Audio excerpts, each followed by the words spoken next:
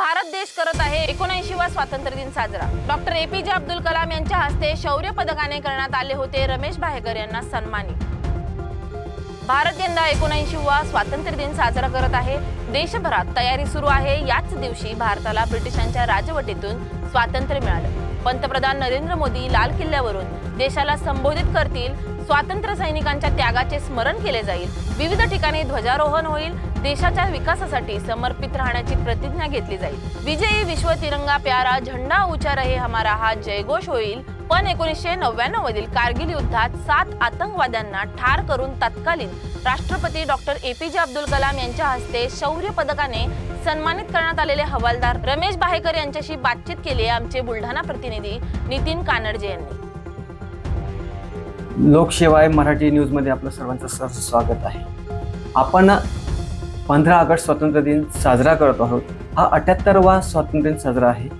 आपल्यासोबत आहेत हवालदार रमेश भायेकर यांनी कारगिल युद्धात 1999 मध्ये आपले सक्रिय सहभाग होता आणि त्यांना राष्ट्रपती एपीजे अब्दुल कलाम यांच्या हस्ते शौर्य चक्र प्रदान करून सन्मानित करण्यात आलं होतं। तर आपण त्यांच्यासोबत थेट बोलणार आहोत की काय नेमके त्यांच्या भावना आहेत। काका मला सांगा, लोकशाही मराठी न्यूज मध्ये आपलं स्वागत आहे। आपण 1999 मध्ये कारगिल युद्धात सक्रिय सहभागी होतात आणि आता स्वातंत्र्य दिन साजरा करत आहोत 78वा। तुमची काय प्रतिक्रिया आहे? मी हे सांगेल, आजपर्यंत ज्या आपल्या देशाकरता आपल्या जवानांनी आपल्या याचा त्याग केला व आपल्याला स्वातंत्र्य मिळवून दिले, तेव्हा आपला देश आता या टायमात प्रजा याच्या महाशक्तीकडे वाटचाल करत आहे। तरी आपल्याला सगळ्यांनी सहयोग करायला हवा। तर नक्कीच आपण 1999 मध्ये कारगिल युद्धात होतात। कशी नेमकी ही युद्धाची तयारी झाली होती? काय तुमचा अनुभव होता? 1999 मध्ये ज्यावेळेस युद्ध झालं त्यावेळेस मी भारत पाकिस्तान सीमेवर इकडं रण ऑफ कच्छमध्ये तैनात होतो। पहिले उडीला होतो आणि उडीनंतर रण ऑफ कच्छमध्ये भुजला आलो।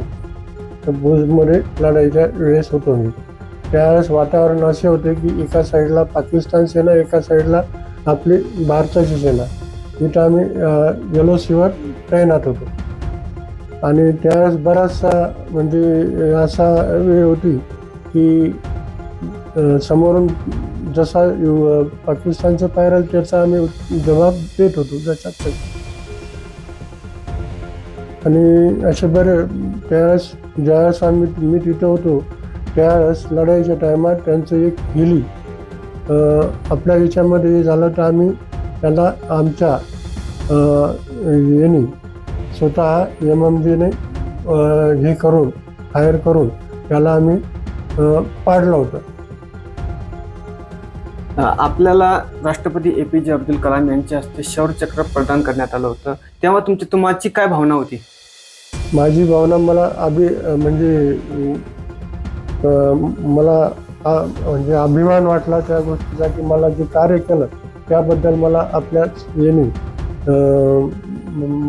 देशाच्या माननीय राष्ट्रपती महोदयाला शौर्य चक्र मिळाल्याबद्दल मला चांगला गर्व महसूस झाला आणि चांगलं वाटले।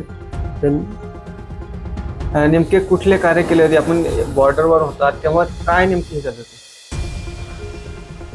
मी माझे 22 मराठा रेजिमेंटचा आहे। मी मराठा रेजिमेंटमध्ये ट्रेनिंग झाल्यानंतर 5 जून 2001ला 27 मराठा लाईट इन्फंट्रीमध्ये सेवारत होतो। त्यावेळेस 5 जून 2001 रोजी एक तलाश पीर पंजाल पहाडीमध्ये एक तलाश विध्वंस मिशन चालू होती। त्या विध्वंस मिशनचा मी एक सदस्य होतो।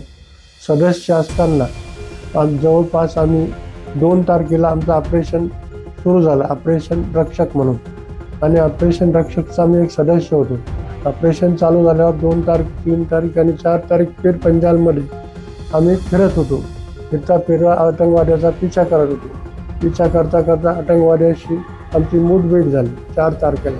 4 तारखेला मुठभेट झाल्यानंतर आम्ही समोरून आतंकवाद्यांना घेरण्याचा प्रयत्न केला, पण आतंकवाद्यांनी तिथून पळ काढल्यानंतर तरीही आम्ही त्यांचा पिछा सोडला आणि 5 तारखेला सकाळी मी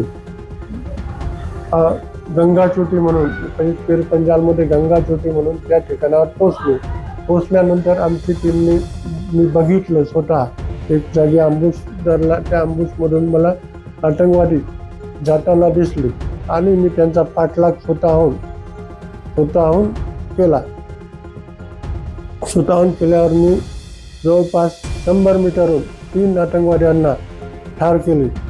त्यांनी माझ्यावर अंधाधुंदी फायर केली. जवळपास 6 ते 8 घंटे फायरिंग माझ्यावर झाली.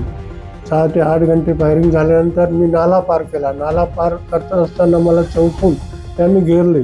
चौकून फायर होत असताना माझ्या जीवाची न पर्वा करता क्रॉलिंग करत मी त्यांच्यापर्यंत पोचलो आणि पुढे जो आतंकवादी एका चढाईमध्ये होती त्यावेळेस मी त्या आतंकवाद्याकडे पाहत असताना नाल्यातील दोन आतंकवाद्यांनी माझा हत्यार खेचण्याचा प्रयत्न केल्यावर तिथे जवळपास 10 मिनिट आमची आपसमध्ये मुठभेड झाली.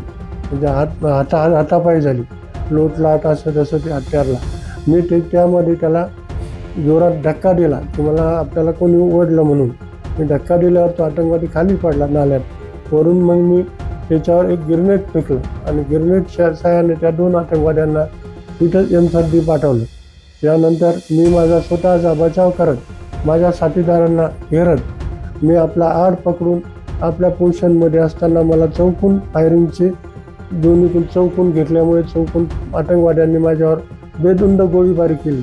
त्या गोळीत न बघता मी माझा स्वतः आणि माझ्या मित्रमंडळींना हिंमत देऊन ते कार्य केल्यानंतर मला अचानक माझ्या डाव्या साईडून जे आतंकवादी होते त्यांनी माझ्यावर फायर केल्यानंतर माझी एका डाव्या साईडच्या बाजूला कानाला गोळी लागून हात म्हणजे पुरे चेहरा माझा डाव्या साईडचा चेहरा बर्बाद झाला. त्यामध्ये मी तसंच पडले राहिलो. बेअवस्थेत असताना त्या आतंकवाद्यांनी माझ्याकडे येण्याची ही केली. तेव्हा मी पुढे हे पाहिलं आणि बेशुद्ध अवस्थेत असताना सुद्धा त्यांचं हे करून त्यांना ते दोन्ही आतंकवादी ठार झाले. असे एकूण मी 7 आतंकवाद्यांना यमसदनी पाठवले. त्यानंतर मला तिथून याच्यात बाहेर आणले. माझ्या मंडळी आली तिथून. आतंकवादी त्यांनाही पुढे जाऊ द्यायला सरकार तयार नव्हते. त्यांनी पाऊस जोरामध्ये होता.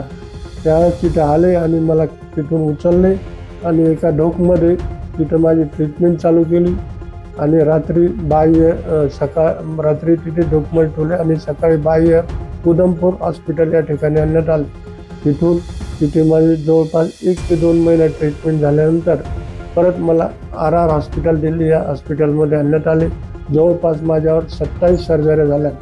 त्यानंतर 2002मध्ये मला तत्कालीन जयाचे राष्ट्रपती APJ अब्दुल कलामद्वारे माझ्या कार्याचा सन्मान, माझ्या धैर्य कर्तृत्वाचा भेट होऊन मला त्यांनी शौर्यचक्र प्रदान करून गौरवण्यात आलं.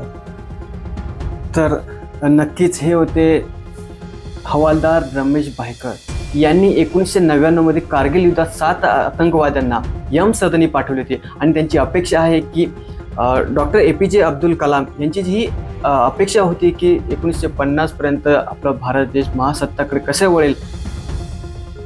नितीन कानडजे, लोकशिवाय मराठीसाठी, बुलढाणा.